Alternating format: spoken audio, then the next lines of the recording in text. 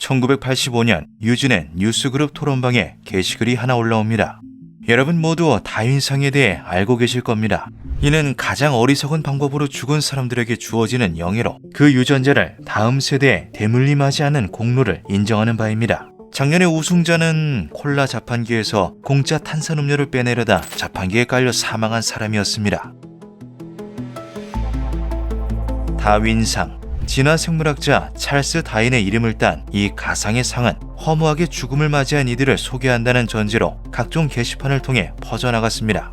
미국 버클리대에서 분자 생물학을 공부하던 학생 웬디 노스컷은 이 다윈상에 푹 빠지다 못해 본인이 직접 공식 사이트를 만들어 운영하기로 결심하는데요. 그렇게 1993년 공식적인 다윈상 수여가 시작되죠. 다윈상 홈페이지는 2002년까지 10년이 넘는 기간 동안 매달 700만이 넘는 방문자 수를 기록했고, 출판된 책은 6개월이 넘게 뉴욕타임즈 베스트셀러 목록에 오를 만큼 큰 화제가 되었습니다.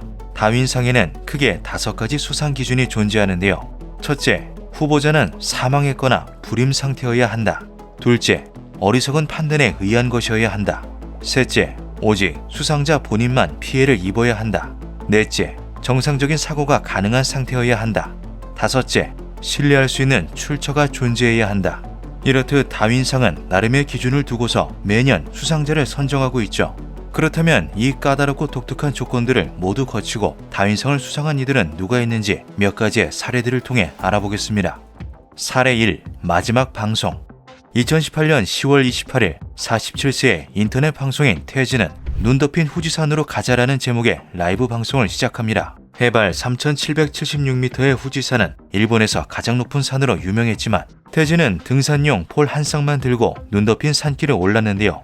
하필 태즈가 선택한 등산 코스는 경사와 모래 지형으로 인해 하강에만 사용되는 스바시리 트레일이었죠.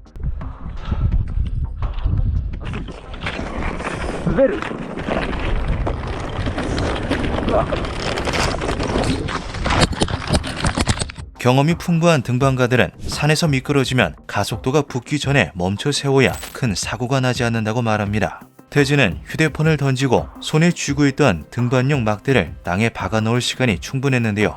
하지만 급박한 상황에서도 방송을 포기하지 못했던 태즈는 결국 다윈상을 수상하고 말죠. 사례 2. 곰과 함께. 2018년 5월 5일 인도 오디샤 지방에 사는 프라부 바타라는 운전 도중 용변을 보기 위해 차를 정체하고 근처 숲속으로 향했습니다. 숲을 사이에 쪼그리고 앉은 바타라는 부상당해 쓰러져 있는 곰을 발견하는데요. 그 순간 바타라의 머릿속에는 기발한 생각이 떠올랐죠. 바로 곰과 함께 셀카를 찍는 것이었습니다. 곰은 보이는 것만큼 크게 다친 게 아니었어요. 곧장 바타라 씨에게 돌진해 그 자리에서 공격했죠. 사건을 목격했던 이들은 바타라를 구하기는커녕 휴대폰을 꺼내 그 모습을 촬영하기 바빴습니다. 사람들의 무관심 속에서 길 잃은 개 한 마리가 뛰어와 바타라를 구하기 위해 곰에게 달려들었다고 하는데요. 이후 산림당국은 바타라의 안타까운 소식을 전하며 부상 입은 곰은 무사히 치료했다고 발표했죠. 사례 3. 마법의 약. 2001년 3월 가나. 북부 가나에서는 부족 간의 충돌이 흔하게 일어나고는 했는데 여기에는 총, 칼과 함께 피 튀기는 싸움이 뒤따르곤 했습니다. 절박한 사람들은 승리하기 위해 마법에 의지하곤 했는데요. 23살의 알레오 비가와 15명의 친구들 역시 원시 신앙에 대한 굳은 믿음을 가지고 있었죠. 이들은 한 주술사로부터 무적의 몸을 만들어준다는 마법의 약을 구입하게 됩니다.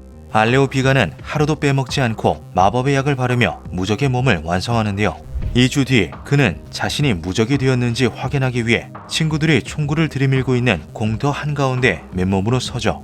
연이은 총성이 울리고 그렇게 알레오 비가는 광활한 사바나의 하늘을 떠도는 신세가 되고 말았습니다. 이후 불량한 마법을 건네준 주술사는 알레오 비가의 친구들에게 죽기 직전까지 구타를 당했다고 전해지죠.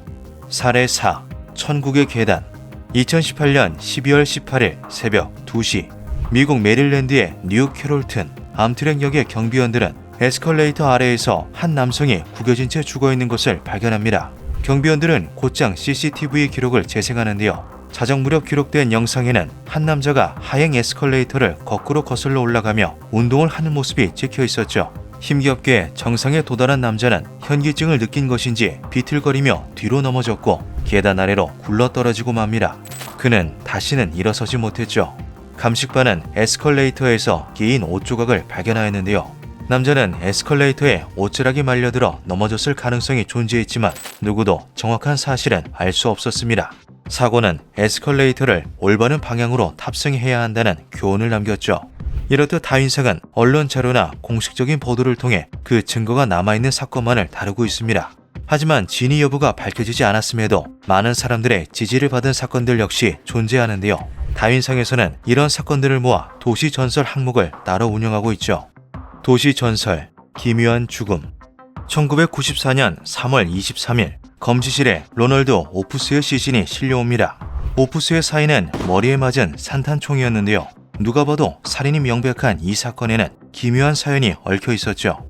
사건 당일 오푸스는 힘든 삶을 뒤로한 채 10층 건물 꼭대기에서 뛰어내렸습니다.